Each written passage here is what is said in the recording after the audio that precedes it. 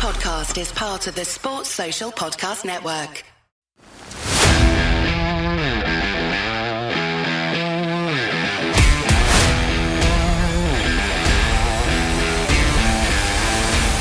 Croeso I podcast Rugby Cymru.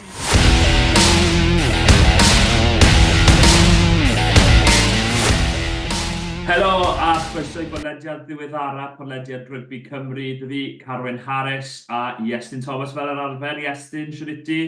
Yeah, really good, diolch. Mae background fi di newid. Fi'n ôl yn y tŷ ar ôl term yn prifysgol. So bach nôl adre am llenyd Dolig. So mae background di newid yn llwyr. Ie, ni 5 dydd mas o ddydd Nadolig. Fi wedi bod yn neud some last minute Christmas shopping o'n i'n gweud i Iestyn. Iestyn, siwr yw siopa Dolig ti wedi bod? Ti wedi trefnu popeth? Yeah, o'n i wedi dechrau'n gynnar. So fast out the blocks fel nhw'n dweud. So little and often. So os oedd amser dy fi o'n neud bach hyn. Wedyn os cwpl o dyddiau wedyn neud bach mwy. A wedyn byddai'n gyd yn pentar I lan anyway. So yeah, credu un beth ar ôl, a wedyn fi wedi gorffen. Ie, mae dy fi'r cariad fi, mae penblwyddi ar bydd Calan Gaea, so mae fe bach o double whammy I fi, so fi'n edrych ymlaen I hwnna. Sorry, nos Calan Gaea, I should say. Gawn ni weld. Ond mae gymaint o beth I drafod, well I ni fynd syth mewn iddo fe herwydd, mae gyda ti gymau Ewrop I drafod, mae dyn ni, clwb, perchnogwyr newydd I Gaerdydd, a wrth gwrs y darbys sydd I ddod dros y cyfnod Dolig. Ydyn ni ddechrau da y perfformiad gorau o'r Ewrop, sydd perfformiad Caerdydd gytre yn erbyn Caerfyrddon. Fe'n credu bod fi'n digon peg I weid bod hwnna'n perfformiad arbennig gan Caerdydd, a falle byddwn yn siomedig I ddim cael y fuddugoliaeth yn y diwedd. Oedd yn gêm wych I weld, I gwylio ar y... O'n I mas yn y cyngedd yn Casnewydd yn nos Sadwrn, so ni colli'r gêm yma. Ond yn ystod yr interval, o'n i'n gallu gwylio snippets ar y ffôn. Ond o'n i gweld, credu ni gweld pwynt bonus cais Caerfaddon. So oedd hwnna un o'r unig pethau ni wedi gweld yn fyw. Ond o'n i wedi dal ond yr gêm o'r bore Dydd Sul. Ond oedd yn gêm wych. Fi credu un o'r pethau wedi dod mas yna, oedd dadlwythiad yna gan Teddy Williams am y caeth Hammer Webb. Mae fe'n wych, a pob clod I Caerdydd, ni wedi dod allan o'r blocs ar ôl gêm eitha hir wythnos diwetha, yr wythnos cyn erbyn Toulouse, a ni wedi chwarae'n eitha dda, ddim eitha, really dda yn erbyn tîm cryf Caerfaddon, oedd chwaraewyr fel Ollie Lawrence, Finn Russell, Cameron Redpath, a yn nhw heiddi y 2 pwynt na, ond falle ar dydd arall dyn nhw wedi ennill y gêm. Ie, ambell I gamgymeriad fi'n credu yn ymwedig ar yr ail hanner, a falle wnaethon ni weld y gwahaniaeth yn y feinciau. Fi'n credu oedd hwnna'n ddylanwad mawr ar y gêm do. Fainc 6-2 oedd y Caerfaddon, a daethon nhw ma na chwaraewyr fel Colli yn ysgol 2 gais oddi ar y fainc. Chwaraewyr hefyd fel Scoomman yn y rheng flan, a Will Stewart nath rheoli'r scrum yn erbyn boes fel Rhys Littrick a Rhys Carey, a felly dyna'n ddangos y sefyllfa ni yn Nghymru ar y foment, lle sdim y carfannau fwyaf clybiau'r rhanbarthol, a chi'n edrych y Caerdydd yn enwedig yn y rheng ôl yna, mae Alun Lawrence yn dod mewn, oedd ar y fainc, ond y ddechrau tymor oedd ddim yn rhan o'r garfan,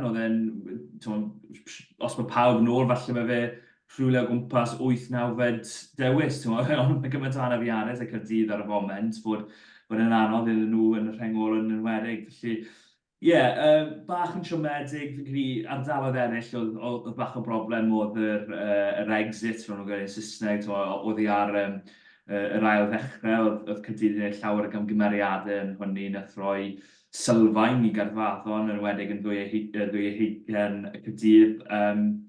Ond edrych o'r positives, gymaint o chwaraewyr wedi wario mor dda, pwy nath sefyll mas I ti, Iestyn? Wel, ni wedi sôn am Teddy Williams. Mae'r dadlwythiad na mynd I fod ar loop am a i llawer o bobl dros y wythnos neu ddwy nesaf. Oedd ham y web wedi dod ymlaen, yn ywedig dod ymlaen i gweld Josh Adams mynd bant. Fi'n credu nath e dod ymlaen a chwarae rili dda. Wel, oedd Josh Adams wedi sgwrdd cais gynta, so oedd hwnna'n dda i weld. Fi'n credu oedd Ben Thomas wedi cael gêm dda yn y canol hefyd.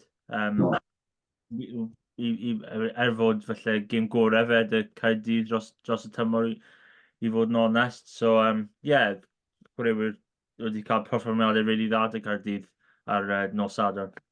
Ie, rhaid gweud yn byti, o'n i'n meddwl Belcher yn wych hefyd, fel bachwr, oedd pobl ar ôl y gêm yn sôn amdano fe fel falle chwarae all Carwyn i garfan Cymru yn chwe glad, mae pobl heb sôn amdano hwnna o'r blaen, sy'n credu. O'n i'n meddwl gêm gorau Tynys y Bia hefyd, gath Finn Russell serennu y gêm, o'n i'n meddwl bod Tynys yn gydradd a Russell am rhan fwy ar gêm, creu ceisiau ei hun a yn bylchu trwy amser a gêm cico fe yn ywedig at y pist yn well na Russell. Sy'n ni bach o Russell yn cico, actually, o flaen Ben Spencer, ond ma'n rhan falle trafodethu rhywbeth arall. Ond mae gymaint o arfed y bath o'n dod i'r Carfaddon ond os, a nath nhw ddangos hynny ar y dydd. Oli Lawrence neu Finn Russell yn bylchu trwy canol, a wedyn asgellwyr cryf sy'n gallu dodlwytho fel Coc yn y Siga a Will Muir. Pa mor bell ti'n credu allan nhw fynd yn y gystadleuaeth hon? Trio sort allan ble mae pawb yn y grŵps nawr. Mae tîm oedd Ffrainc ddim wedi cael dechreuad mor dda i gymharu efallai blwyddyn diwetha, so mae La Rochelle wedi colli 2 gêm, mae Racing wedi colli 2 gêm. So, fi ddim yn siŵr ble gath Caerfaddon gorffen. Fi'n credu, os mae chance nhw i mynd rownd i rowndiau ola, y knockout round i dweud. Fel fi ddim yn siŵr fel mae pethau'n gweithio ar ôl y pools, os pwy maen nhw chwarae wedyn. So, fi'n credu maen nhw'n mynd trwyddo i rownd nesaf. Ond mae fe'n anodd i roi amcan, so fi'n eistedd ar y ffens am hyn. Ond fi'n credu maen nhw'n mynd trwyddo i rownd nesaf, ond fi ddim siŵr os mae tîm oedd y Ffrainc mynd i dyhuno i fyny eto, oherwydd maen nhw ddim wedi cael dechreuad da yn y ddwy gystadleuaeth. Mae'n bach o syndod i fod yn onest, yn dweud, ti'n gweld tîm oedd fel Racing ddim wedi cael y dechreuad dda iawn o gwbl yn pŵl Caerdydd. Tîm oedd eraill fel La Rochelle, wrth gwrs, maen nhw wedi colli 2 allan o 2, wrth gwrs, yn erbyn Leinster a Stormers, felly anodd iawn iddyn nhw, a Stade Francais hefyd heb gael y ddechreuad gorau a neud Toulon. Ond fi'n edrych, fi'n credu bod tîm Carfaddon yn gallu mynd yn bell, ond wrth gwrs, y problem fwyaf sydd da nhw yw mae Toulouse yn yr un pŵl dyn nhw, a wnaethon ni weld Toulouse yn rhoi eitha glatchen i Harlequins ar y penwythnos, so falle bydd hwnna bach o gysur i Gaerdydd i feddwl, oedd eu colled nhw ddim mor wael a hynny ar ôl gweld y canlyniad yn y stwp. O'n i wedi gweld uchafbwyntiau gêm Toulouse Quins a oedd cwbl o ceisiau Toulouse yn wych. Mae lefydd arall dyn nhw. Ni cael tîm oedd Cymru wedyn, falle mae tîm oedd o Loegr a rai o tîm oedd Ffrainc fyna yn just uwch ben. A wedyn mae lefel arall wedyn, ble mae tîm oedd fel Toulouse, Leinster, La Rochelle. Tîm oedd really fawr yna sy'n mynd i fod rwle diwedd y pencampwriaeth. A cwbl o geisiau Toulouse yn wych. Fi'n credu ddyn yn yr ail hanner gan y canolwr. Dadlwythiadau bobman. Oedd un gan y prop hefyd, a oedd yna'n cais wych. A fi'n credu oedd cwbl o pobl falle yn dweud fod gêm catred y Quins, falle fi mwy o momentum dyn nhw. Ond, nath Toulouse dangos i doniau fyna a ennill yn eitha hawr. Tydi ddangos y doniau efe. O'n i'n meddwl bydd y golau gwych i nhw. Tîm arall sy'n hedfan ar ôl, mae'n ti'n bod wrth gwrs da 2 ysgellwr fyna, BP Gun fi'n galw un o'n nhw, oherwydd fi'n wastad yn cofio ei enw. A wrth gwrs, Damian Penno, maen nhw'n hedfan ar y foment. Caerdydd nesaf i nhw, maen nhw'n ware Quins gytre Cyfle fe'n creu yw hwnna ar gyfer gêm agos, gêm cyffroes hefyd. Ti'n meddwl am ffordd nath nhw war yn erbyn Caerfaddol, mae Harlequin siŵr o fod yn mynd i chwarae yn debyg iawn dy Marcus Smith fel maswr. Maen nhw'n dod ar y 30 o Ionawr i Barcar Arfe, mae fe'n gêm nos to. Siwr ti'n gweld, wel, mae spel tan hynny, ond siwr ti'n gweld gobeithio yn Caerdydd yn y gystadleuaeth. Ydyn nhw'n gallu cael fuddugoliaeth ti'n credu yn erbyn Harlequins? Mae chance really da dyn nhw. O'n i'n meddwl felly bydd Cyfrangon yn rhy gryf yn wythnos diwetha, felly nhw ennill gan rhyw 10 i 15 pwynt, ond pob clod i cael iddyn nhw wedi ymateb nôl a nhw wedi brwydro really galed. So mae chance really da dyn nhw yn erbyn Harlequins. Wrth gwrs, mae dal tîm dda dyn nhw, mae Marcus Smith. So falle maen nhw dod draw dy Jared Evans hefyd, bydd yna yn diddorol i weld yn erbyn ei hen glwb. Dilyn Lewis. O ie, Dilyn Lewis hefyd, ie. Bydd yna'n brwydr diddorol fe yn erbyn Domikowski a Cari. A mae'r gyda'n gyd yn llawer fynyddoedd, wedyn nhw'n chwarae'n erbyn i gilydd. So ie, mae chance wedi dad y Caerdydd i falle targedu gêm yn erbyn Quins a pwyr falle maen nhw yn ennill y gêm na. Ie, ond cyn ni bydd y gemau ddarbi, so felly well i ni sôn am berfformiadau y tîm oedd eraill yn y cwpan arall, y cwpan her Ewrop. Dechrau bant yr gwylch, ti'n sôn amdano berfformiadau'r tîm oedd y Ffrainc a wel, Montpellier, mynd i fod yn wael iawn yn y gyngred, ond nath nhw chwalu'r gwylch ar y penwythnos, do. Ie, perfformiad eitha bizarre gan y gwylch i fod yn onest. Oedd dim byd yn gweithio dy sgarmes, pob clod i pac Montpellier, pac fawr Montpellier, nath nhw wneud job yn dda o roi stop i'r sgarmes, so roedd ddim llawer o llwyddiant dy'r pac a Dewi Lake fyna. A wedyn, maen nhw mor gynigol mewn pryd na'n nhw cyfleuon, smod. Chwaraewyr fel Paolo Gabisi, fel George Bridge, fel Ben Lam, smod. Dylai'r tîm na ddim fod ar gwirod y top catos. Beth bynnag sydd wedi digwydd yr wythnosau cyn, fi credu mynd am wedi newid dros yr amser yn Dolig a gym Ewrop nesaf. Mae'r tîm Montpellier na yn edrych yn rili dda. A ti wedi sôn dy'r gêm Caerdydd fod y fainc felly dy Caerfangon yn felly rhy pwerus i gymaru y Caerdydd. Ond oedd y fainc yn holds apart fel maen nhw'n dweud rhwng y dwy tîm mes. Dy'r gwech y ti tal rhywun fel Lewis Jones oedd Lewis Lloyd y bachwr oedd e'n sefyll fel rengol oherwydd oedd aneddiadau wedi dod yn hwyr dy Morgan Morris dy'r gwech, Luke Davis, oedd Dan Edwards, a oedd ar y fainc dy Montpellier oedd rhywun oedd bachwr oedd chwarae'n ryngwladol i Georgia, Georgia tîm fawr, pac rif, yn ywedig yn y ryng fel hyn. Oedd, fi'n gofio enw'r prop Penrith, yn ei chwarae dros Ffrainc hefyd. Fi'n credu wedi chwarae yn y cwpan y byd. Folletta. Ie, Folletta. Paul Willemse. Cawr o dyn.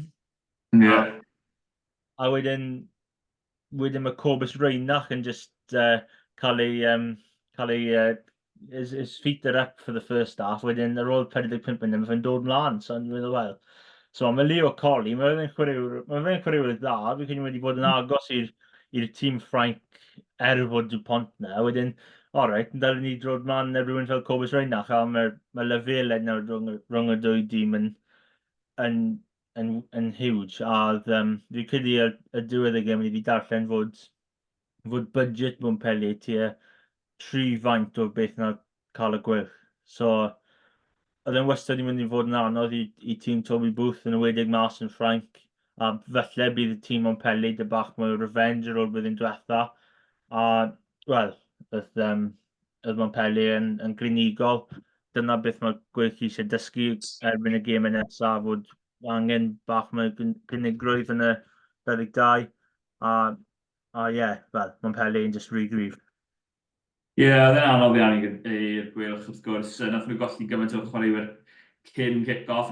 Dy'r gwylch, ni'n sôn amdano anafiadau, wrth gwrs mae'n digwydd i bob un o'r rhanbarthau, ond oedd y gwylch wedi bod yn eitha lwcus i gallu cadw rhan fwyaf o cnwyllau neu tîm nhw yn heb anafiadau ddechrau tymor, a nawr maen nhw'n dechrau pentyrru, Max Nagy, Morgan Morris, chwaraewyr sydd bod yn allweddol ar ddechrau tymor. Os y cryfder tu ôl na, fi gweld oedd un o'r ffrindiau di Morgan Morris wedi cael ei dechrau'r cyntaf yn Ewrop ar y penwythnos, ond mae fe'n dal yn ddeunaw, ynddo fe, ond felly dwi ddim yn sefyllfa bydde delfrydol falle i gael rhywun sy'n deunaw yn dechrau dros y rhanbarth. Felly, be sydd ar gwylch i delio gyda'r anafiadau sydd i ddod, ti'n credu? Os digon o gryfder dyn nhw? Fi ddim yn siŵr os mae chwaraewyr ifanc i gyd yn dechrau mewn y gemau nesaf, falle bydd yn rili anodd. Os mae cwbl o chwaraewyr yn dod nôl, falle bydd wneud wahaniaeth. Os mae Morgan Morris yn dod, os mae rhan o fe ddim yn hir a mae fe'n dod nôl am y gemau darbi, bydd hwnna'n eitha positif i gwych. Os mae Jack Morgan yn dod nôl, mae hwnna'n positif arall. Os mae Rhys Davies yn dod nôl, dydy rengol newydd yn gwbl fyna. Os mae Kieran Giles yn dod nôl, falle Ryan a Kevin, i fi sôn amdano Max Nagy, ond falle ddim llawer fyna, ond yn y pac fi credu yn ywedig o rengol, oedd James Ratty, mae fe anaf, mae Will Griffiths, mae fe anaf, ddwy chwaraewyr dechrau fel chwech ar dechrau tymor, so mae'r anafiadau yn pentyrru. Yr unig safle oedd ddim wedi cael llawer oedd y reng flan, a Nicky Smith wedi mynd bant anaf yn y hanner cynta. So, mae'n mynd i fod yn ddiddorol i gweld dros y wythnosau nesaf. Faint mor hir mae chwaraewyr mae'n mynd i fod bant. Owen Watkin i arall, fe wedi mynd bant ar hanner amser. Mae hwnna'n siom i weld, herwydd yn chwarae rili dda yn y 13 safle i gymaru â 12. So, mae hwnna'n mynd i fod yn colled fawr. Os mae Kieran Williams yn mor bwysig i'r gwyll dros y tymor yma, os mae fe'n nôl, mae hwnna'n mynd i fod yn un fawr i'r gwylch. So, bydd Toby Booth yn gobeithio bod Magic Sponge dy fe, a bydd cwbl o chwaraewyr e'n dod nôl yn eitha glos i gêm nesaf. Ie, yn gobeithio.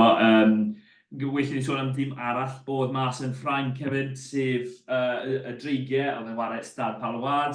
Wnaethon ni sôn am y gêm yma, a wnaethon ni drafod, os mae Stad Palwad yn wario tîm cyntaf, fi'n credu bydden nhw'n buddigol, yn swmpus, a fi'n credu wnaethon ni weid rhywbeth fel os oedd ddau o dîm allan fe fod yn agos, felly 2 neu 3 pwynt, a yn union fel oedd e, collodd y dreigiau yn hwyr mas na, anodd i nhw, felly i golli mor hwyr. Y dreigiau wedi gwneud sawl newid ei hun, wrth gwrs, dim Rio Dyer, dim Aaron Wainwright. Be nes di o berfformiad nhw mas yn Stad Palwad? Neu perfformiad dda, ond just heb cael dros y llinell falle? Ie, fi'n credu perfformiad da dyn nhw. Cwbl o ceisiau eitha dda, un o'r sgarmes. A fi'n credu cwbl o camgymeriadau falle di fod yn wahaniaeth rhwng y ddwy dîm. Fi'n credu mae cwbl o cefnogwyr y dreigiau, yn ymwedig Jamie ar y rap pod. Mae fe yn sôn llawer, fi'n credu mae fe'n sôn yn wythnosol dy'r camgymeriadau dy'r dreigiau. Ond felly mae un y ddwy nhw dal yn bodoli nawr, a fi'n credu mae 2 fflan yn gynnysiaeth nos neu ddwy i really dweud, reit, dim mwy nawr. Fi'n credu mae fe'n achosi nhw mewn gemau agos fel hyn. A fel nath ni just gweld yr gêm yn erbyn Pow, mae di fod y wahaniaeth i fod yn onest. Mae wedi chwarae yn dda, fi'n credu nhw'n tîm gryfa mewn rhyw adegau, ond fi'n credu camgymeriadau rili bach mae nhw adeiladu lan tro o tro. Mae nhw yn wahaniaeth ar y diwedd, a pob clod i Pow. Fi'n credu mae nhw ddim wedi colli llawer gatre tymor yma, a maen nhw wedi ennill yn eto, so pob clod i nhw. Dreigiau bydd wneud yn siŵr fod y small fixes na yn cael ei newid cyn yn y Dolig. Ie, rhaid cofio, Pow yn bedwerydd yn y gyngred yn Ffrainc, felly yn y top 14, felly llawn clod i'r dreigiau i performo mor dda, a wnaethon nhw, wrth gwrs, cymryd pwynt bonus all fod yn holl allweddol. Yn edrych ar y pŵl nhw nawr, maen nhw tu ôl y Cheetahs a'r Sharks o dde Africa, a uwchben Zebra, Pow a Oyana. Wrth gwrs, y Cheetahs bydd ei goliaeth eitha, syfrdanol yn erbyn Sharks, o feddwl bod y Sharks da chwaraewyr o De Affrica, tîm De Affrica dyna'n gweud, i gyd allan. Gobeithio bydd y dreigiau gêm holl bwysig dyn nhw pryd dewn ni nôl yn nawr mas yn Zebra. Bydd hwnna'n gêm agos iawn fi'n disgwyl, a os mae dreigiau'n gallu cael buddigoliaeth fyna, mae cyfle eiraidd dyn nhw gytre yn erbyn y Sharks, felly i sicrhau lle yn y rowndiau gynderfynol, wel, nid gynderfynol, yn y knockout games fel y pebai. Ti'n gweld,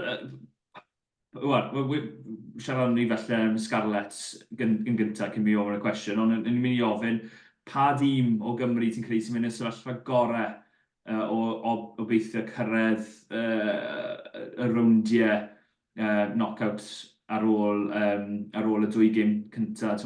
Gweilwch maen nhw'n pedwerydd yn pŵl nhw, Scarlett ar waelod pŵl nhw yn pŵl 3. Ti'n credu pwy sydd ar gobaith gorau o fynd trwyddo, ti'n credu?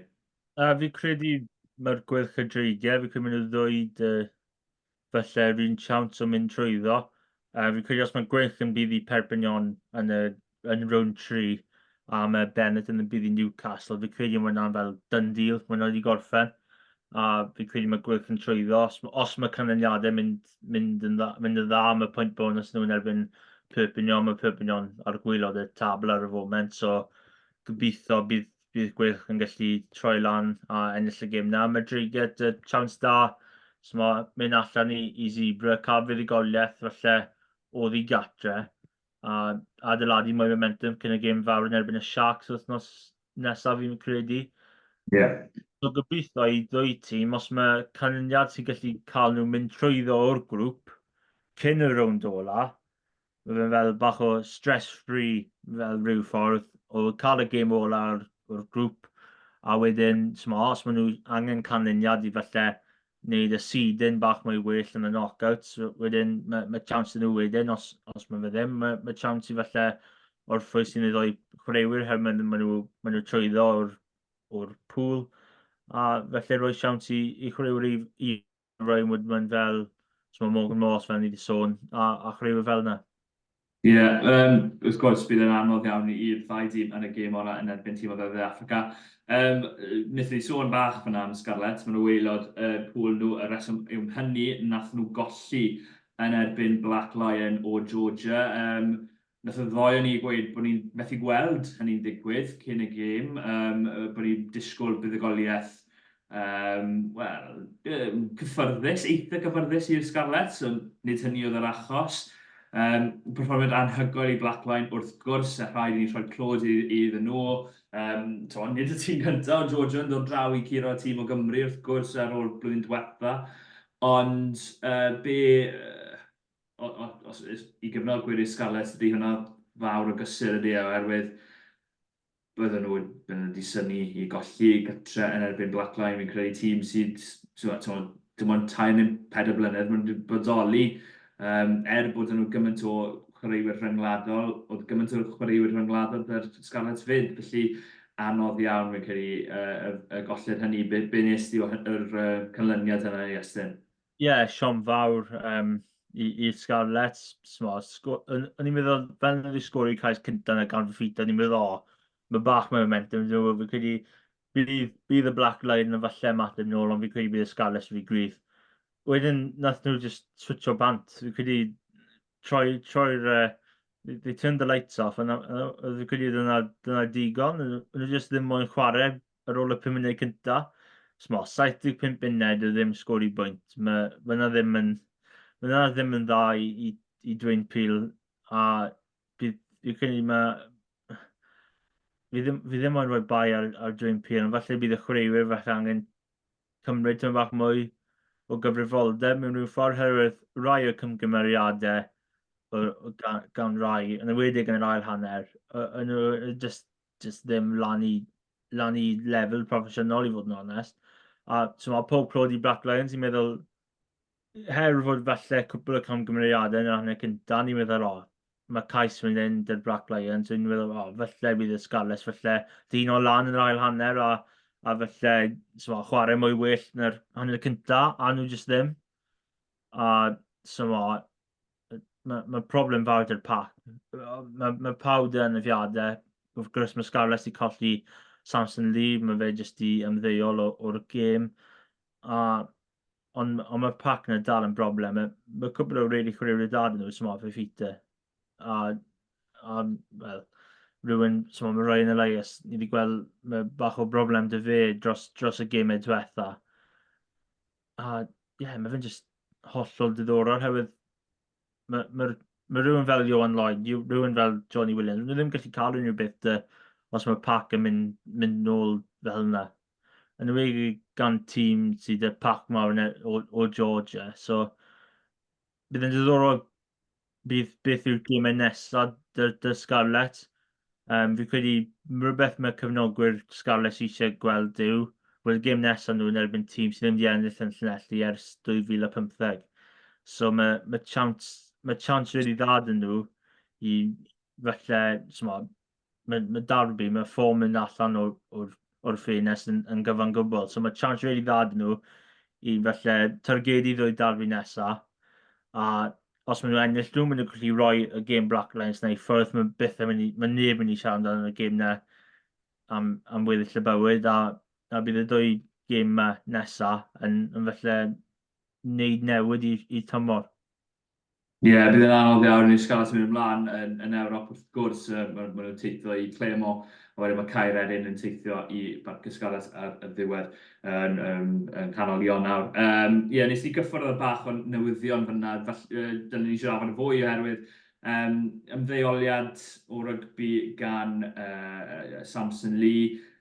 Fi'n cofio fe yn 2015 tuag gwmpas yna, oedd e'n anhygoel yn erbyn tîmoedd fel De Affrica. Wrth gwrs, oedd e'n cyfnod anodd i De Affrica, ond oedd e'n chwalu sgrym y De Affrica yn glwmd â Rhain Glân a da Scott Baldwin a falle Rob Evans oedd e'n prop pen pryd ni fyd. So, oedd e'n anhygoel a chwarae teg i Samson, nath gael gyrfa anhygoel yn y Crys i Gymru ac i'r Scarlett o gwrs yn ennill y gyngred.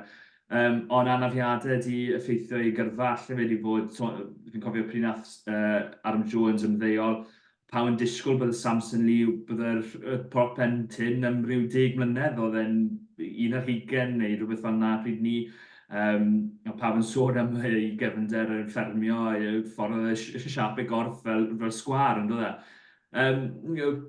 Be ti'n neud o'i gyrfa fe? Fi'n siŵr bydde fe'n bach o'n rhwystredig oedd ddim wedi cael fwy o gyfle, ond ar yr un pryd oedd e ar song, on song fel pe bai, oedd e'n anhygoel yn dod e. Oedd, pryd ni'n gwylio fe dy Scarlett a Cymru bod y sgrym fyth yn mynd nôl. A dyna job cyntaf chi fel unrhyw brop fod y sgrym yn eitha syth neu chi'n mynd ymlaen. Yrfa gwych dy fe. Oedd e ceisio dod nôl i chwarae, oedd e credu i chwarae dy llan am dyfru o diwedd y tymor diwetha. Ond fi credu nath anafiadau felly nhw wedi pentyru lan a fi credu os y fe wedi dod nôl, felly wedi ddim yn un chwaraewyr felly oedd e yn y flynyddoedd cyn.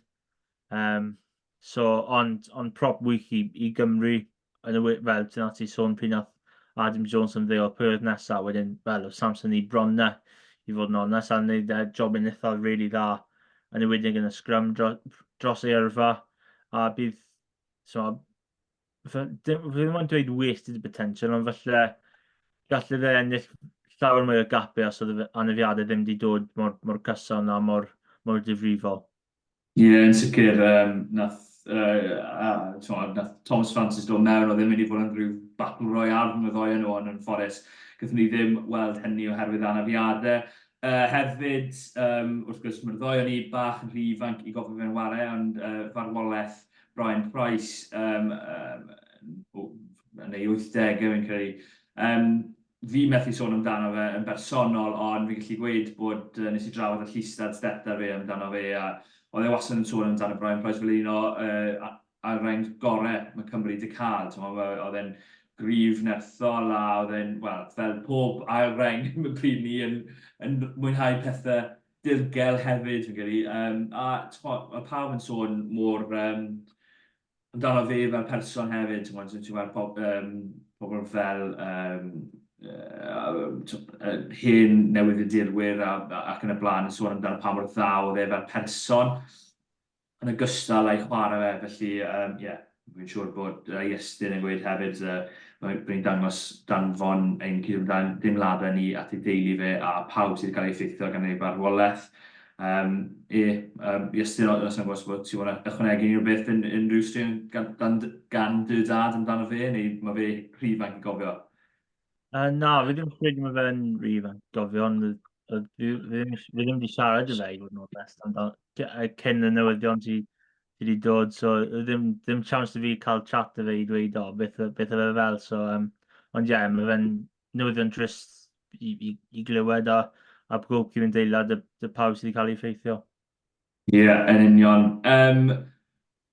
Wel, ni nawr at Dolig, fel wnaethon ni sôn ar ddechrau y pod, a y gemau darbi sydd i ddod.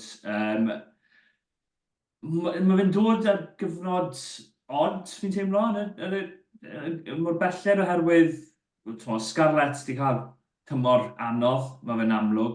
Dreigiau, wrth gwrs, ar ôl y fuddugoliaeth yna, yn erbyn o'i yna nhw ar rhyw fath o bounce, ond wedyn colli'r math yn stad Palwas yn hwyr iawn. A wedyn y gweilch da anafiadau, a Chaerdydd hefyd da anafiadau, ond hefyd y colled hwyr yna, ond perfformiad arbennig yn y byd Carfaddon. Pwy sy'n mynd y sefyllfa gorau ti'n credu ar gyfer y gemau darbi yma? Pwy yw'r tîm byddai'n teimlo, wel, ni yw'r tîm gorau yng Nghymru ar y foment? Hwna'n cwestiwn da, herwydd mae popeth i newid gan yr anafiadau.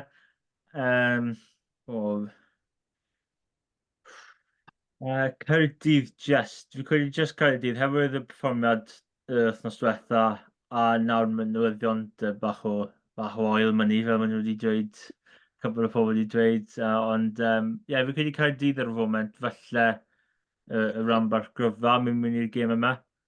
Wrth gwrs, os oedd rhywun dy newyddion dy'r tîm gwylch, os dy'r carfan, a beth mae anafiadau yn a faint mor hyd maen nhw mas, falle bydd opsiwn na newid, ond ar y foment fi'n credu Caerdydd just. Fi'n gallu gweld o le, a fi'n cytuno. Mae rhan o fi moyn gweud tawr gweilch i'w ffefrynnau, oherwydd mae llai o bwysau ar Gaerdydd, ond fi'n gallu gweld y ddoi ffordd o edrych yna fe. Wrth gwrs, mae'r gemau darbi yn dechrau ar bac yr arfer, Caerdydd yn erbyn y dreigiau, a, wel, os angen sôn amdano hwn, mae Caerdydd byth yn colli'r dreigiau, ydyn nhw, Iestyn? Wel, bydd cefnog y dreigiau gobeithio bydd yr amseroedd mae'n newid, ond ar y foment mae fel one-way street y Caerdydd y dreigiau. Mae Caerdydd yn troi lan a ennill y gêm yma rhyw ffordd, a mae'n mynd i fod yn diddorol i tîm Dau Flanagan os maen nhw'n gallu bwyntio nôl ar ôl y colled wythnos diwetha allan yn Ffrainc, a mae chance rili fawr dyn nhw i falle ennill y gêm yma. Maen nhw wedi ennill un gêm darbi yn barod y tymor yma, yn erbyn y gwelch, yn wedi buddio yna yn Ewrop, so mae chance i cael fuddugoliaeth o ddi gatre. Mae fe dal yn y wlad, ond fuddugoliaeth o ddi gatre. A fi'n credu mae dim lle well i ennill ar y foment na Parc Arfiau i'r dreigiau, herwydd maen nhw ddim wedi ennill na am cwbl o flynyddoedd. Mae fe'n mynd i fod, wel, wnaethon ni drafod y Cardiff Central podcast fi a Harley, a wnaethon ni gweud bydd e ddim yn gêm dda. Siwr o fod, ni wedi gweld perfformiadau arbennig gan Caerdydd yn ddiweddar, heb cael y fuddugoliaeth. Fi'n disgwyl y gwbl gwrthwyneb, perfformiad echrydus gyda chanlyniad yn credu. A dyna siw ma fe'n mynd, dyna siwr oedd y gêm lawr yn Rodney Parade, oedd e'n gêm effernol. Rhaid bod yn onest, oedd e'n gêm wael iawn. Ond bydd y goliaeth gath Caerdydd yn y diwedd, a rwy'n disgwyl rhywbeth debyg, ond ni bai felly bydd felly bach fwy o chwarae yn y gêm yma, yn y gêm yna nath digwydd oherwydd y ffordd mae Caerdydd yn chwarae ar y foment. Caerdydd yw ffefrynnau'n sicr yn dyn nhw oherwydd y ffordd mae'n perfformio, ond par fe sydd ar dreigiau sy'n gallu brifo Caerdydd, ti'n meddwl, mor amlwg a gweud ar ynwynroet a Rio Doia sydd wedi bod yn mor effeithiol i nhw yn ddiweddar? Wel, mae dwy opsiwn ydy fyna, rwy'n rhaid a dau, so rhywun really dda, fel nath ni sôn drwy gydol y tymor. So mae gêm cico mynd i fod yn diddorol. Mae'n mynd i diddorol i gweld pwy mae dreigiau mynd i dechrau fel deg a fel cefnwr. Os maen nhw yn rhoi Kai Evans nôl yn y Crys 15 a dod nôl a Will Reid, neu os mae Kai Evans yn mynd mas o'r 15 gynta, yn mynd nôl ar y fainc a mae Will Reid yn mynd mewn neu felly bydd Kai yn dechrau fel deg unwaith eto.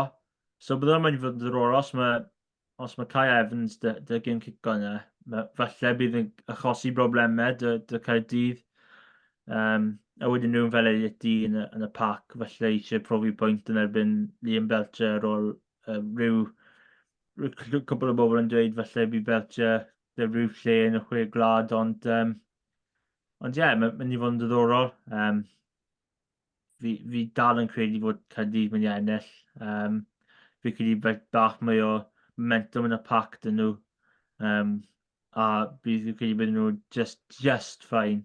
Ond ar ôl siarad â Harley ar cwbl o chlysur, mae fe ddim yn hoff iawn o darbi yma, hefyd mae'r gemau felly ddim dy'r greatest quality, ond ie, fi'n credu bydd Caerdydd yn ennill. Ie, fi'n cytuno. A fi'n credu, ni wastad yn trafod brwydrau ar draws y ca, ti wedi sôn am y brwydr cico, ond unigol fi moyn sôn amdano, falle gen i weld fel ysgellwyr pwy sy'n dechrau i Gaerdydd, rhan a Josh Adams os mae fe'n hollach, ond fi yw'r gau yn erbyn Owen Lane falle, neu Heimo Webb y ffordd mae fe wedi bod yn performio, neu wrth gwrs Mason Grady, bydde hwnna'n frwydr dda dros ben rhwng y ddoi yna. Cefnwyr allan ni weld brwydr rhwng Cam Winnett a Kai Evans fel nes di sôn. Rheng flan, Lloyd Fabre wrth gwrs, gath ei gap i Gymru, wel, nid cap i Gymru, gêm ddi gap oedd yn erbyn y barbariad, ond perfformio'n dda iawn, a rhai yn sôn amdano fe fel sgrymwiwr gorau propent hyn yng Nghymru ar y foment. Felly, brwydrau ar draws y ca, heb sôn am y rheng ôl, a rwy'n gobeithio'n arw iawn i weld brwydrau rhwng Ryan Woodman ac Alex Mann fel ddwy flaenysgellwr. Wnaethon ni drafod wythnos diwetha ddoi sydd allan fod yn frwydro am y Crys rhif 6 dros Gymru am y 10 mlynedd nesaf, os na'n fwy. Felly, edrych ymlaen yn arw am y frwydr yna. Be yw'r amcan di am y canlyniad, pwy sy'n credu bydd yn fuddigol a gan sawl bwynt? Caerdydd gan 6 pwynt dwi'n meddwl. Fi credu mae'n fod yn agos, ond fi credu bydd Caerdydd just digon i ennill y gêm. Ie, fi wedi Caerdydd gan 8 neu 9, felly siŵr o fod bydd Drigan ennill gan 50. Dyna siw mae amcanion fi wedi mynd mor belled. Y gêm arall, wyt ti'n mynd i fod yna? Scarlett yn erbyn y gwylch. Wyt ti'n bwriadu mynd? Na, fi ddim yn mynd tymor yma. Mae bach o illness yn y dad ar y foment. Mae fe ddim yn teimlo'n hollol 100%, so fi credu ni'n cymryd y gêm y bant a wedyn falle ni'n mynd i pen y bont i gwylio gêm gwych Caerdydd ar New Year's Day. Credu mae fe just a walk o'r stadium i'r car park. Falle ddim yn helpu fe ar y foment, ond wel, pob tro, o'n i siarad fe ddo, pob tro ni'n mynd lawr yna, mae'r Scarlett yn ennill, so i fe, falle bydd e ddim mynd, a falle bydd newid yn y clyniad, ond fi ddim yn siŵr. Ie, fi'n gobeithio hynny, oherwydd fi'n mynd lawr da teulu'n cariad fi, wrth gwrs, fel fi wedi sôn, fi'n licio tynnu cwrs, bydd fi'n cefnogi'r gwylch y dydd na, gobeithio fydd y gwylch yn fuddigol. Wrth gwrs, gwylch yw'r ffefrynnau ar ôl y fuddigoliaeth yna. Chi'n sgorio 31 o bwyntiau i 9.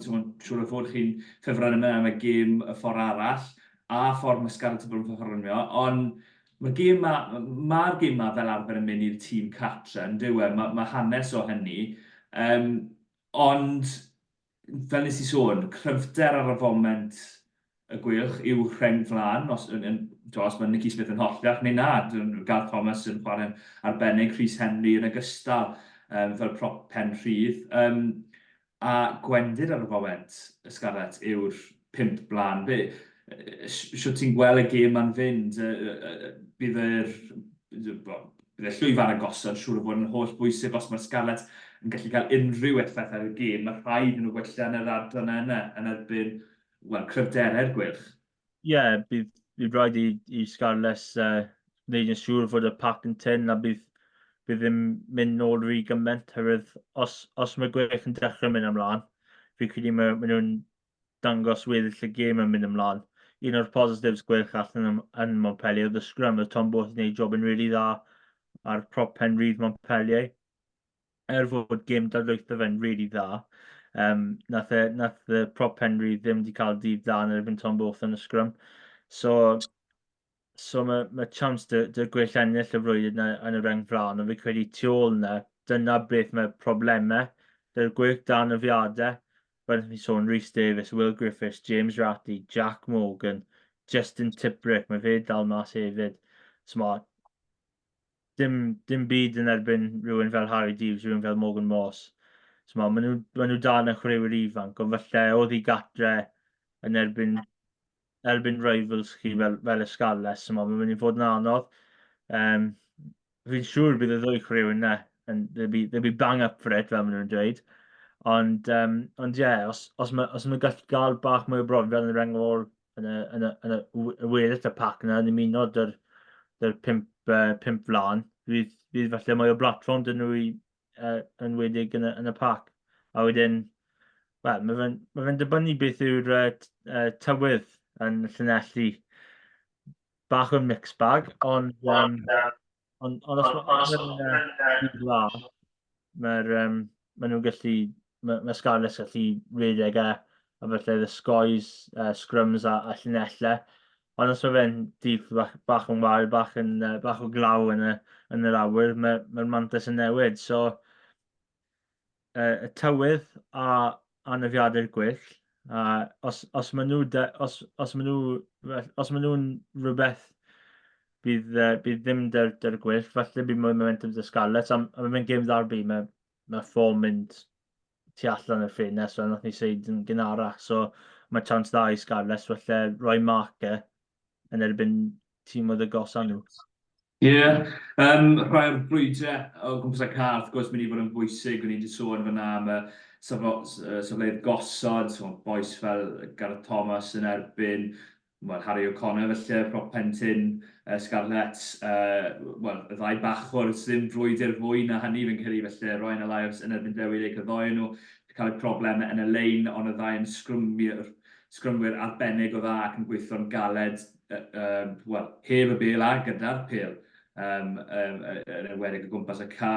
Rhengol, Penny Leatherbar o boi ifanc yn dod trwyddo yn erbyn felly Jack Morgan neu Harry Deeves, Blas Gelli ifanc arall. Wedyn ni'n symud i'r haneri, Jack Walsh, mae wedi cael blwyddyn eitha dda mor belled. Actually, well na eitha dda iawn yn fy marn ni. Yn erbyn Iwan Lloyd sydd hefyd yn cael ei sôn amdano fel, falle maswr Cymru yn y dyfodol fian iawn. Ond hefyd gyda nhw, rhywun fel Morgan Williams, beth ti'n gwneud o flwyddyn Morgan Williams mor belled, heb cael falle, heb serennu i lefelau, falle Jack Morgan, Morgan Morris a Jack Walsh a Nagy. Ond mae wedi perfformio'n dda iawn, yn y dymor cyntaf fel mewn o'r dewis cyntaf gwylch, yma. Ie, mae wedi cael dynod da iawn. Mae wedi sgori cwbl o ceitiau. Mae wedi sgori mas yn Montpellier y penwythnos. Mae wedi cael tymor dda. Mae cico fe o'r bocs di wella o tymorau diwetha. Mae wedi ddod i gweld pwy mae Toby Booth mynd i chwarae tu fas Morgan Williams. A di mynd i dod nôl a Walsh neu falle roi Owen Williams na. Oherwydd nath Walsh chwarae yn y cefn yn erbyn Montpellier. So mae'n mynd i fod yn diddorol i weld. Fi'n credu mae Morgan Williams cael tymor rili dda a dechrau tymor. Nath chwarae eitha dda yn erbyn y Scarlett yn y gêm gynta yn Abertawe. ie, mae fe'n hoff iawn o sgwr i geisiau, fi'n meddwl, mae wedi sgwr i'n erbyn zebra, sgwr i'n erbyn Montpellier, sgwr i'n erbyn Connacht. So, ie, falle mae fe ddim wedi cael y clod fel rhywun fel Nagy, fel Jack Walsh, fel Morgan Morris, fel James Fender, rhywun arall sydd wedi cael tymor dda. Mae Morgan Williams wedi gwneud job yn dda ar y foment. Ie, un drwydded arall mae rhai fi sôn amdano, oherwydd fi'n rili gobeithio i weld yw Cilyn Williams yn erbyn Johnny Williams neu Eddie James hyd yn oed. Eddie James yw'r canolor nesaf sy'n dod. Mae pawb yn sôn amdano fe yn y dyfodol, ond Cilyn Williams mae wedi bod ar dan i'r gwelch am, bydd y rhai'n gweud am gwbl o flynyddoedd hyd yn oed fwy, a gobeithio bydd e'n cael ei cyfle i ddangos i doniau ar y penwythnos os mae fe'n hollach. Herwydd ni ddim yn mynd i recordo podlediad wythnos nesaf, newn ni sôn amdano gêm ddarbi arall, sydd wrth gwrs, mae fe'n anodd sôn amdano gêm ddarbi, pryd mae gêm ddarbi rhwng y gemau, wrth gwrs, oherwydd bydd ni ddim yn gwybod y canlyniadau, ond os ni'n disgwyl i gydydd ennill yn erbyn y dreigiau, bydd nhw yn gobeithiol felly i ennill lawr yn y Brewery Field, fe nes i sôn ym Mhen y Bont, y gêm na yn erbyn y gwelch. Siwt ti'n gweld y gêm yna'n fynd, oherwydd y gwelch, maen nhw, fel nes i sôn, ddim mor cryf a o'n nhw ar ddechrau tymor, falle dan afiadau, ond ar Caerdydd maen nhw'n dechrau edrych fel maen nhw'n dod at ei gilydd yn enwedig y partneriaethau hwnna, fel y 90-12 Ben Thomas, Tynus de Beer a Thomas Williams. Ie, mae'n wedi bod yn gêm diddorol. Os mae Pac yn gweill yn ôl, falle bydd yn anodd i Caerdydd, falle dangos y platform na dy Thomas Williams, dy Ben Thomas, fel os mae Josh Adams yn dod nôl, wrth gwrs. Ond, ie, mae Caerdydd yn llawer momentum dyn nhw ar y foment, a os mae'n gallu ennill yn erbyn y dreigiau, bydd nhw'n rhoi mwy momentum lawr i Pen y Bont, a falle maen nhw'n mynd lawr a ennill y gêm na. Ie, mae'n mynd i bod yn anodd yn cael i roi amca am hwn, so sa'n mynd i gofyn y cwestiwn yna, ond lle ti'n credu bydd y gêm yn cael ei ennill a golli ar y Brewery Field? Wel, fel pob gêm yn y Pac, mae'n un elfen fawr. A fel mae'r hyneri yn fi'n gofio'r gair. Meistroli. Ie, meistroli pethau. Rhywun fel Thomas Williams, gêm cico fe, falle ddim yn dda i gymaru rhywun fel Gareth Davies, falle dyna reswm pam falle tu ôl ar y foment dy Carwyn Cymru. Ond ie, mae'n mynd i fod yn diddorol. Os mae dy Thomas Williams dim mwy momentum, oherwydd beth mae'r Pac yn neud, bydd Caerdydd yn dy llawer y momentum, a falle sgwr i cwbl o geisiau. Ie, fi'n eitha gobeithio byddwn ni'n mynd i weld tîmau cyntaf hefyd fel arfer yn y gemau darbi dros Dolig. Mae un tîm cryf yn cael ei wario, wedyn un tîm gwan, ond gyda'r hoi bach sydd yn nhw ar ôl y gêm na dydd cael ein geia, mae dyn nhw hoi tan tua pethefnos tan gêm nesaf yn Ewrop. Gobeithio fi'n mynd i fel doi tîm cry yn cael ei chwarae. Ie, fi'n cytuno. Bydd y brwydr fi'n edrych ymlaen i weld yw rhwng dy Beer a Jack Walsh, doi sydd ddim yn gallu chwarae dros Gymru mor belled, ond bydd nhw'n moyn dangos ei awdurdod a gallu yn y gêm na. Gobeithio ni'n mynd i weld fwy o Jack Walsh fel deg yn fy marn i, oherwydd y ffordd mae'r fe wedi bod yn chwarae mor belled yn y gyngred. Hwna yw gêm cyntaf, gêm cyntaf yng Nghymru, blwyddyn 2024. A ar ôl hynny bydd y dreigiau yn croesawu y Scarlets i Ronnie Parade. Pwy yw ffefrynnau mwyn? Sa'n gwybod, rhaid i fi fod yn onest, Iestyn? Wel, os yw rhywun wedi dweud, os yw falle time traveler dy fi, os fi gallu mynd mlaen i falle the 27th o Ragfyr, bydda i dweud pwy yw'r ffefrynnau. Fi credu dreigiau, just Mae hwnna'n gallu newid dros y dyddiau nesaf, gemau darbi cynta.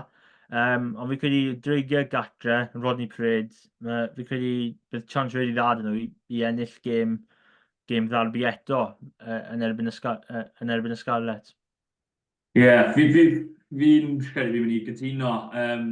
Ond bydd e'n, os mae tywydd yn wael yn ymwedig, bydd ni'n disgwyl i'r dreigiau bod yn ffefrynnau eitha cry oherwydd cryfder y rhengol nhw o gymharu â rhengol dibrofiad y Scarlet bod nhw'n dalentog iawn, wrth gwrs dyled y baro o Ben Williams yn enwedig a Carwyn. Ond, ie, rhengflan a dal y broblem i'r Scarlet. Y dau maswr fi'n siŵr o fod bydd llawer o drafod yn cael ei wneud. Will Reid, ifanc wrth gwrs, heb yn ddi-gap yn erbyn Iwan Lloyd sydd heb cael gap ers sawl flwyddyn nawr, wrth gwrs heb ers y cyfnodau Covid. Bydd y ddau na fylle'n frwydro mas am le yng Ngharfan Cymru, fi'n gyrru yn y chwe glad. Felly, ddau wedi cael ei enwi gan Warren Gatland yn cwbl o wythnosau yn ôl, fisoedd yn ôl, yn ogystal â'r boes fel Thomas Williams a Ben Thomas i heb ware unrhyw deg, heb law am ryw weekend mynd i Ben Thomas. Felly, mae'n mynd i fod yn anodd iawn i ddau ohoni bod o flaen Iwan Lloyd neu Will Reid. Felly fi'n gobeithio bydd e'n frwydr arw rhwng y ddoi hynna. Wrth gwrs, Steph Hughes bydd e'n ware yn erbyn ei gyn glwb, ond fe'n ceisiau yn erbyn nhw yn ymwedig rhyngypiadau. Felly edrych mas am hwnna, fi'n siŵr. Ond ie, methu rhoi am gyma'n hynny, ond i gloi pwy, so ni wedi gweud Cydydd sy'n mynd i ennill, ti wedi gweud o 6, fi'n gweud o 8 neu 9. Scarlet yn erbyn y gwylch? Scarlet gan un, fi'n credu mynd i ennill, falle bach o sioc, a falle adeiladu tymor nhw, a fi'n credu mynd i ennill gan 1 neu 2 bwynt. Fi'n mynd i fynd y ffordd arall, fi'n gwylio gwylch o rhyw 8 neu 9, a gallu fod yn fwy fi'n credu. Ond mae hwnna falle bach yn tynnu cwrs am felly person. Ond ie, ni wedi sôn fyna llawer am y frwydrau, ond fel fi wedi trafod o blaen, ni'n mynd i trial cael gweud pwy ni'n credu bydd yng Ngharfan Cymru erbyn, 15 o Ionawr, pryd mae'r garfan yn cael ei enwi. Maswr yw'r safle nesaf ni'n mynd i drafod, a mae'n safle anodd fi'n credu. Wrth gwrs, dim Dan Bigger, dim Gareth Amscombe. Mae llawer o sôn wedi bod yn ddiweddar yn byti ydy rhywun fel Jared Evans yn gymwys i wared dros Gymru, oherwydd oedd falle heb cael cytundeb i roi iddo fe gan Cydydd, a fe nath o symud i Harlequins. Dim Joe Hawkins, chwaraewr arall sydd ddim yn gymwys i ware oherwydd fe'n ware dros y ffin yn Lloegr. Chwaraewyr arall i sôn amdano yn hwn, Son Costello, mae anodd hir dymor dy fe, falle bydd yn ôl erbyn y 6 glad, ond mae fe'n mynd i fod yn agos os mae fe ddim, heb ware eleni. A wedyn Will Reid, Kai Evans, Ben Thomas, Thomas Williams, maen nhw'n gyd i cael ei enwi yn ogystal â Iwan Lloyd gan Warren Gatland. Pwy yw dy tri di? Dim felly'r achos ni'n sôn am un chwaraewr i fod yn y garfan, ni'n sôn am 3 maswr, falle 3 maswr newydd sydd heb fod yn garfan fel dewis cyntaf maswr o blaen. O leon ni wedi cael chat amdano hyn ar ôl wythnos diwethaf, ble nath ti just rhoi cwestiwn i fi a ddim ar y toi, so diolch am yna. Fi'n credu mae Costello yn mynd i fod yna. Fi'n credu mynd i fod un o'r 3, mae fe ddim wedi chwarae llawer dros y tymor yma, fi'n credu mae fe yn mynd i fod yna. O fi ddim yn siŵr os mae Iwan Lloyd yn chwaraewyr Gatland type fel. Ie. So mae fe'n anodd. Ond yn fy marn ni, byddai yn cymryd Iwan Lloyd hefyd. Wedi dechrau tymor eitha dda. A wedyn, pwy ti'n cael y trydydd safle, mae rhywun fel Kai Evans gallu chwarae yn y cefn hefyd, so mae fe'n opsiwn.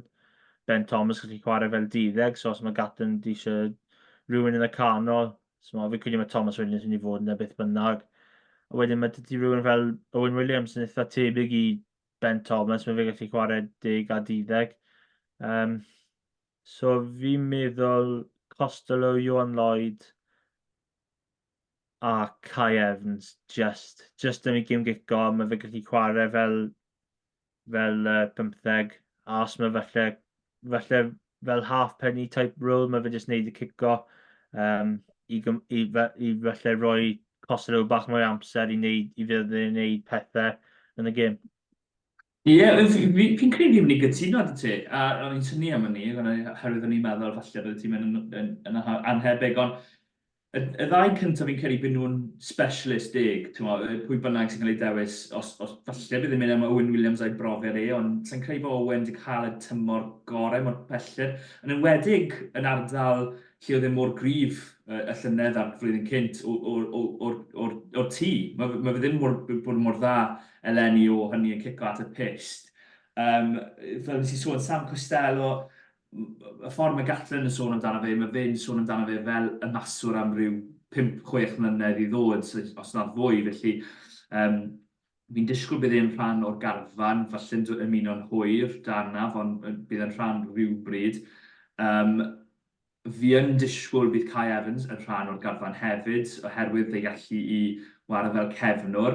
A sy'n siŵr pwy bydd y cefnwr ar y foment, gen i drafod hwnna falle wythnos, mewn pythefnos. Ond, fi'n disgwyl bydd e'n rhan o'r garfan.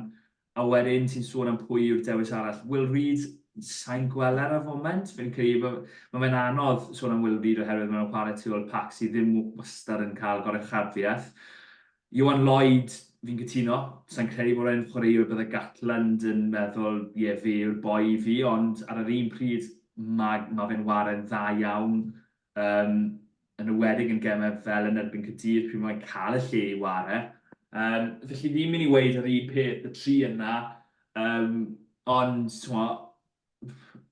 fi yn credu all unrhyw fod. Ben Thomas yw'r llall, falle mae cyfle dy fe, ond os mae fe ddim yn wario deg, mae fe'n mynd i fod yn anodd iawn iddo fe.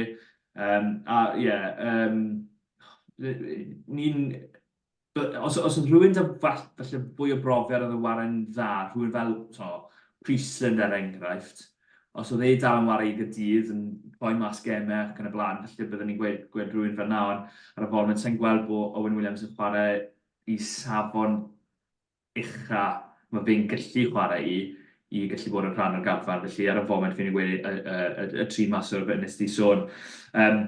Newn ni drafod 15 mewn rhyw pythefnos, felly pob loc yma ni. Fi'n credu bod wedi creu nifer o chwaraewyr a gen i weid pwy yw dewis cyntaf ni yn y safle hynny. Diolch yn fawr i ti, Iestyn. Ni wedi trafod, popeth, fi'n credu. Ni'n gallu siarad amdano, a heb os mae unrhyw moyn clywed fwy o drafodaeth am beth i Clwb Cydydd a sefyllfa hynny dyn nhw'n cael perchnogwyr newydd, edrych ar y Carwyn Central podcast, a cael ei drafod hynny dy fi yn eitha swmpus. Ond joiwch eich joiad y Dolig. Iestyn, beth ti'n dros Dolig? Ti'n just gytre dros Dolig, neu ti'n mynd unrhyw le, neu unrhyw traditions, traddodiadau diddorol dy ti? Dwi'n mynd lan y gweld dad nos Nadolig, so yna fel bach o mynd adre wedi mynd lan gweld dad nos Nadolig, ond mae bach o curveball cyn Nadolig, Pontyn erbyn Caerdydd yn unig o prem sy'n mynd i fod ar y teledu ar S4C Prynawn dy Sadwrn, so os mae unrhyw fydd i'n ofio dy siopa Nadolig, anfon neges oherwydd fi yn Caerdydd Prynawn dy Sadwrn, cyn gwylio'r gêm gyda Ponty a Caerdydd. Wedyn mae Ponty chwarae Ebw Fel wedyn ar y 30th, so mae'n mynd i fod yn un diddorol hefyd. So mae unrhyw prem dal yn fynd falle bydd pawb ar stop dy'r amser Nadolig. Fel ni yn barod ar stop, nes i gwbl anghofio i sôn amdano ddim yn prem, ond diolch i ti Iestyn am atgoffa fi. Bydd gemau dros y cyfnod Dolig dar undig o prem wrth gwrs, fel nes ti sôn, gemau fawr dy Ponty yn erbyn, Cydydd yw'r o'n i'n mynd i gofyn pwy'r gêm darbi fwy, wrth gwrs, Caerdydd yw'r gêm darbi fwy i Bontypridd, so sa'n gofyn y cwestiwn hynny dwywaith. Llandyfri yn erbyn Caerfyrddin hefyd, Pontypool, Casnewydd, Pen-y-bont yn gytre i Abertawe sef gwrthwyneb o'r gêm yn y chwarteri y cwpan. Maen nhw gyd ar y trydydd ar hugain o Ragfyr. Wedyn, fel nes i sôn, y gemau eraill syth bron o fod ar ôl Dolig. Mae'n fynd dechrau ar y 26th. Nith yn erbyn Aberafon, Castell Nedd yn erbyn Aberafon, dyn ni'n gweud. A wedyn, y dydd Gwener, dydd Sadwrn, fi'n edrych nawr. Dydd Sadwrn wedyn, Aberafon yn erbyn Pen-y-bont. Caerfyrddin yn erbyn Castell Nedd, Merthyr yn erbyn Llanddfri, bydd o'n gêm enfawr, fi'n siŵr o fod y ddwy dîm na yn edrych am y pedwar ucha. Abertawe yn erbyn Pontypool a ADC yn gytre i Gaerdydd yn ogystal â Pontypridd a Ewrop, fel sy'n sôn, Blaenebwy. Pob lwc i bob un o'r tîmau yna. Fi'n edrych ar y tabl Welsh Prem nawr, a fi'n meddwl, mae fe'n fwy agos nawr dde rhyw fisoedd yn ôl. O'n i'n edrych oedd rhyw 4 tîm yn rhedeg i ffwrdd â hynny, ond Pontypool wedi dod nôl tuag at tîm yn fel Caerdydd a Pontypridd a Merthyr sy'n dal lan nawr. Os unrhyw newid sydd fod y tî o pwy ti'n credu sy'n mynd i ddiweddu lan yn y pedwar ucha, Llanddfri, maen nhw'n edrych yn eitha cry, wrth gwrs, felly nhw yw un o'r tîm sy'n sicr, a wedyn pwy yw'r 3 arall? Casnewydd bydd un yn nhw. Fi ddim yn siŵr dan dau eraill. Odi e'n bias os fi'n dweud Pontypridd. Bydd wyth o lan ne. Mae Pontypridd i ennill cwbl o gêm ar y spin nawr. Maen nhw'n dechrau clico. So bydd yna'n mynd i fod yn diddorol i weld dros y 2 wythnos nesaf. Gwynebw bydd nhw gorffen y 3 uchad, y Casnewydd a Llanddfri. Pontypridd yn pedwerydd, just yn erbyn Merthyr a Caerdydd, just y dan nhw. So Pontypridd pedwerydd. Os ni'n dewis byddwn ni falle'n gweud yr un peth. Sa'n siŵr yn Glenebwy. Fi wedi gweld nhw'n perfformio'n dda iawn a perfformio'n wael iawn, felly sa'n gwbl sicr amdano nhw. A Pontypridd, maen nhw'n ware, pryd maen nhw'n ware'n dda am y holl gêm, maen nhw'n tîm dda iawn.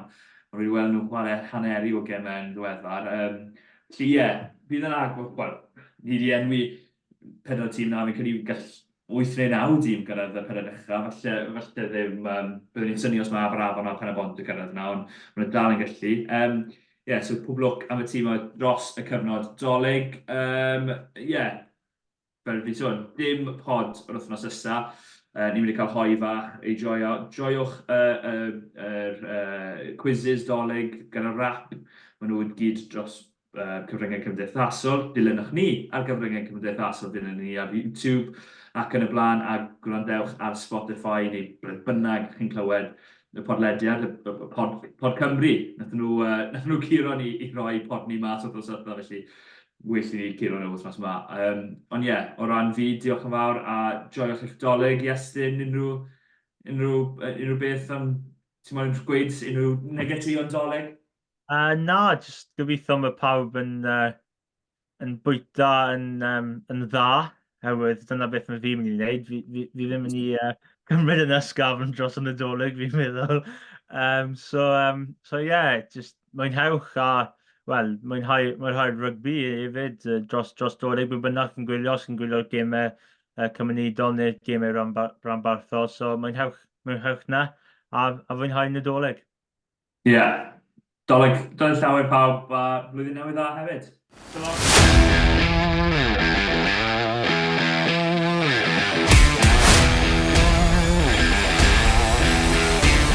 Diolch am gwrando i'r podcast Rugby Cymru.